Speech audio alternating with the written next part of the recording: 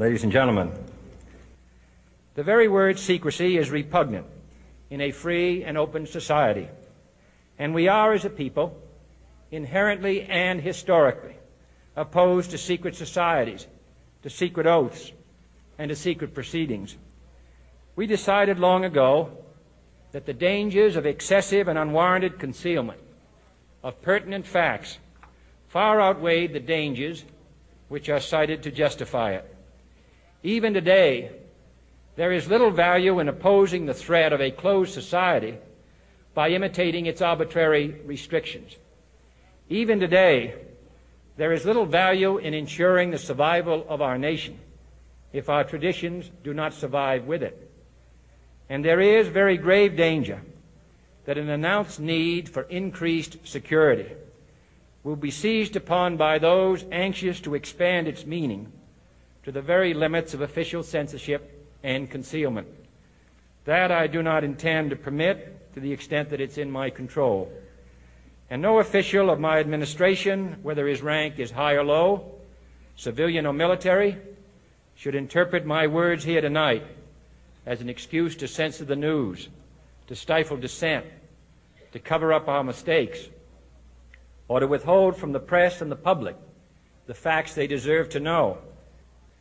For we are opposed around the world by a monolithic and ruthless conspiracy that relies primarily on covert means for expanding its sphere of influence, on infiltration instead of invasion, on subversion instead of elections, on intimidation instead of free choice, on guerrillas by night instead of armies by day. It is a system which has conscripted vast human and material resources into the building of a tightly knit, highly efficient machine that combines military, diplomatic, intelligence, economic, scientific, and political operations. Its preparations are concealed, not published. Its mistakes are buried, not headlined.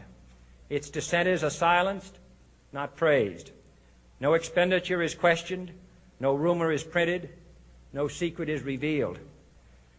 No president should fear public scrutiny of his program, for from that scrutiny comes understanding, and from that understanding comes support or opposition, and both are necessary.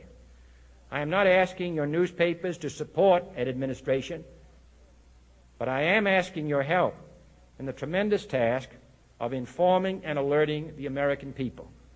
For I have complete confidence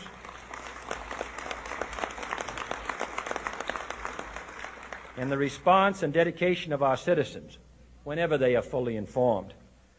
I not only could not stifle controversy among your readers, I welcome it. This administration intends to be candid about its errors. For as a wise man once said, an error doesn't become a mistake until you refuse to correct it.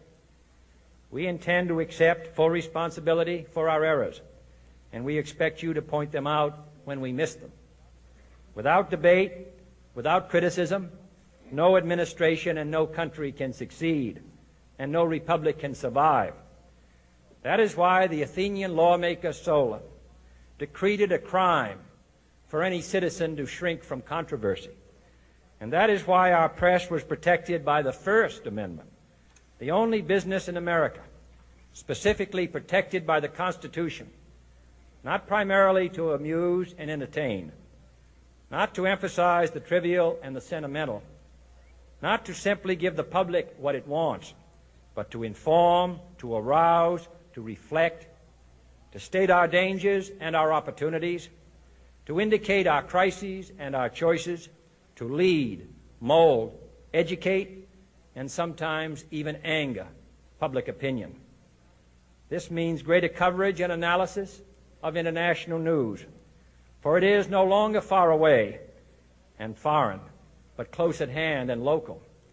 It means greater attention to improved understanding of the news, as well as improved transmission. And it means, finally, that government at all levels must meet its obligation to provide you with the fullest possible information outside the narrowest limits of national security. And so it is to the printing press, to the recorder of man's deeds, the keeper of his conscience, the courier of his news, that we look for strength and assistance, confident that with your help, man will be what he was born to be, free and independent.